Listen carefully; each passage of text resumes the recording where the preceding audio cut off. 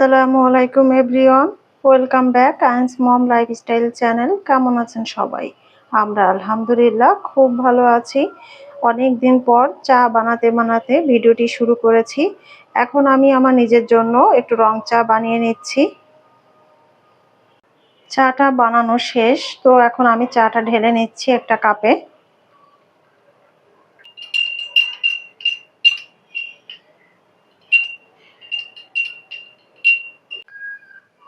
তো আমি তো চা নিয়ে রুমে চলে আসছি।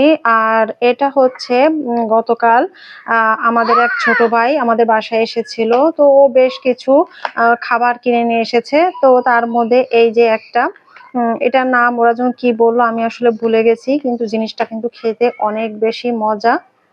এখানে হচ্ছে যে বাদাম আর এটাকে কি বলে যে ছোট ছোট তিল সম্ভবত, তিল বলে, আমি আসলে জানি না। যাই হোক, তো এটা দেওয়া তো তো এটা খেতে কিন্তু বেশ টেস্টি। আমি গতকাল রাতেই 2 পিস খেয়ে ফেলেছি। তো এখন আমি চা খেতে খেতে এটাও খেয়ে নেব।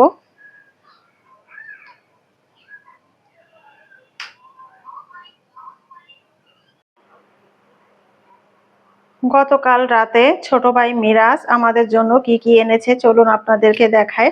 তো এটা তো দেখিয়েছি একটু আগে, আমি চা খেতে খেতে 1 পিস খেয়ে নিয়েছি। তো আর এখানে হচ্ছে ও লাড্ডু নিয়ে এসেছে। আমি লাড্ডু পছন্দ করি, এটা হচ্ছে আপনাদের ভাইয়া হয়তো বা ওকে বলেছে, তাই এখানে ও লাড্ডু নিয়ে এসেছে।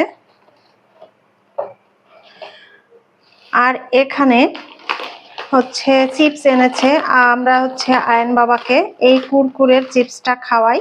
তো এটা নিয়ে এসেছে 2 প্যাকেট। ও আচ্ছা, আরো 1 প্যাকেট আছে যেটা হচ্ছে চানাচুর। তো ও চানাচুরও নিয়ে এসেছে, রুচি বারবিকিউ এর একটা চানাচুর নিয়ে এসেছে। আর এখানে আছে কোক। আমি এবং আয়ান আমরা দুজনে কিন্তু কোক খেতে অনেক বেশি পছন্দ করি। আয়ান তো কোক দেখলে ও সারাদিন শুধু কোক খাবে এমন অবস্থা। তো যাই হোক, এই হচ্ছে আমাদের জন্য ও নিয়ে এসেছিল।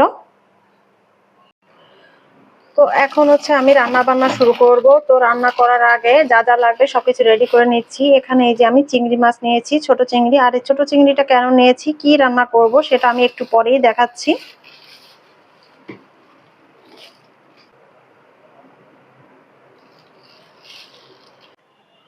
এই যে দেখতে পাচ্ছেন একটি কাঁঠাল। এই কাঁঠালটা আমি হচ্ছে আমার বাবার বাসা থেকে আসার সময় নিয়ে এসেছি। আজকে আমি কাঁঠালের ইঁচড় চিংড়ি বানাবো। আর আজকে আমি কিন্তু এটা ফার্স্ট টাইম করব, আগে পরে আমি এটা রান্না করিনি। আমি আমার মা এবং বোনদের সঙ্গে কথা বলে শুনে নিয়েছি কিভাবে এটা রান্না করতে হবে। তো কিভাবে রান্না করব, কি কি লাগবে, আজকে আমি সবকিছু আপনাদের সঙ্গে এটা শেয়ার করব।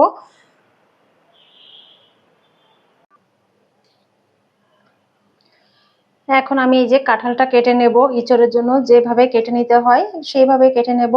আমি আগে পরে কখনো কাঁঠাল কাটিনি, এই আজকে ফার্স্ট টাইম কাটবো। সারা জীবনই মা আর বোন ওদের দ্বারাই এগুলো খেয়েছি, আমি নিজে কখনো রান্না করা হয়নি এবং কাটাও হয়নি। তো আজকে দেখি কাটতে কেমন লাগে। মনে তো হচ্ছে আমি পারবো না, কিন্তু আমাকে আজকে তো পারতেই হবে। আমাকে তো হেল্প করার কেউ নেই। আসলে মানুষ চেষ্টা করলে সবকিছুই করতে পারে, তাই না? আমাকেও পারতে হবে। পেরেছি আমি, এই যে পেরেছি। আজকে অর্ধেকটা করব আর বাকি অর্ধেকটা আমি রেখে দেব। তো এখন এটা কাটার আগে আমি কি করব, এই যে সরিষার তেল এটা হাতে মাখিয়ে নেব, যাতে করে আঠাটা আমার হাতে না লেগে যায়।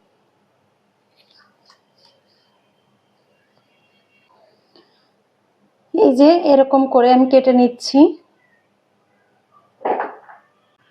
কাঁঠালের ইঁচড়টাকে কেটে ধুয়ে তারপর আমি হচ্ছে সিদ্ধ করতে বসিয়ে দিয়েছি। কাঁঠালের যে কষটা থাকে এটা নাকি সিদ্ধ করে পানিটা ফেলে দিতে হবে। তো এখানে আমি একটু হলুদ দিয়ে সিদ্ধ করে নেব। এই যে সামান্য হলুদ দিয়ে দেব যাতে কালারটা ঠিক থাকে। এখন আমি যে ইঁচড়ের পানিটা, এই পানিটা ফেলে দেব, কারণ এটা কষযুক্ত পানি।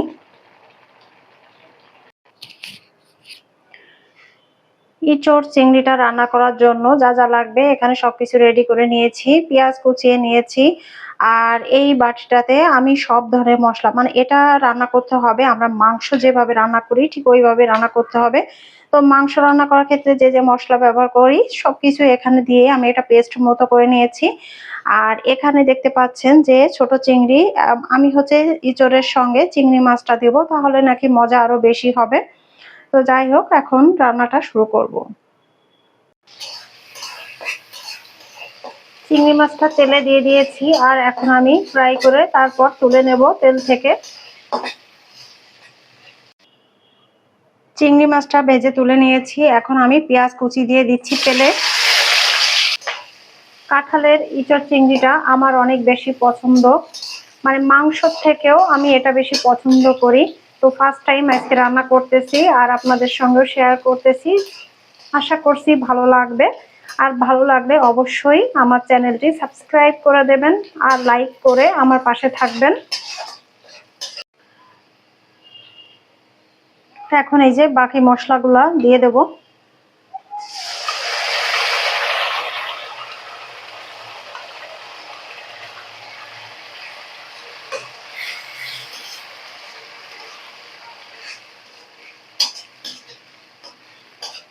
এখন এই যে সব মশলাটাকে আমি ভালো করে কষিয়ে নেব। একটু তাড়াহুড়া করতে গেছি আর মশলা ডিব্বাটা হাত থেকে পড়ে কি একটা অবস্থা, পুরা ফ্লোরে সব ছড়িয়ে গেছে। এখন এগুলা গোছাতে গেলে তো আমাকে আরো এক্সট্রা বেশি সময় দিতে হবে।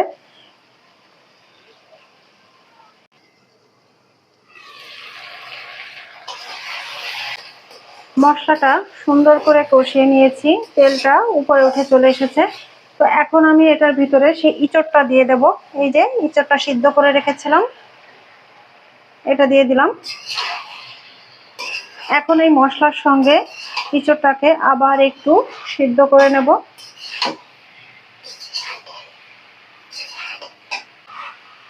আর হ্যাঁ, আমি কিন্তু মশলাটা কষিয়ে নেওয়ার সময় তেজপাতা আর দারুচিনি ব্যবহার করেছি, যেটা আমি বলতে ভুলে গিয়েছিলাম।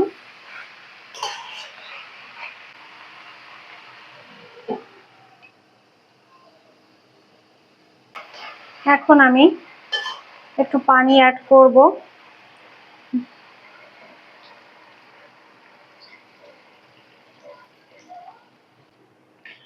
পানি অ্যাড করে দিলাম, এখন ঢাকা দিয়ে রাখবো আর সুন্দর করে কষিয়ে নেব।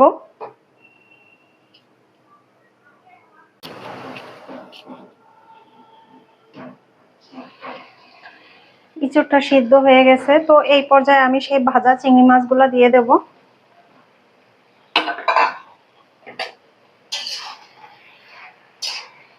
চিংড়ি মাছ একটু অল্প পরিমাণে দিয়েছি, কারণ আপনাদের ভাইয়া এই চিংড়ি মাছটা কেন জানি খায় না, তো এই কারণে আমি একটু অল্প করেই দিলাম।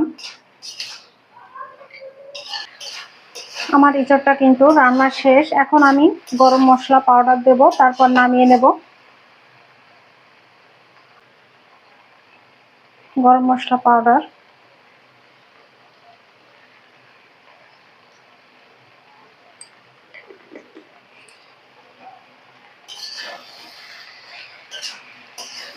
অলরেডি সুন্দর একটি স্মেল আসতে কিন্তু শুরু করেছে।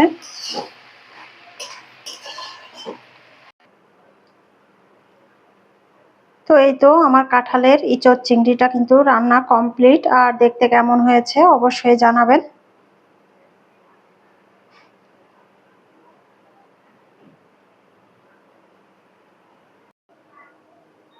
রান্না বান্না শেষ করে আসলাম, আর এখানে এই যে সোফার পরে বেশ কিছু জামা কাপড়, আসলে কোথাও বেড়াতে গেলে এসে অনেক কাজ জমে যায়।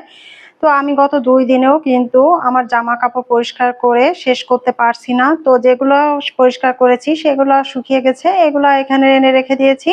আর এখন বসে বসে এগুলো আমি ভাঁজ করব।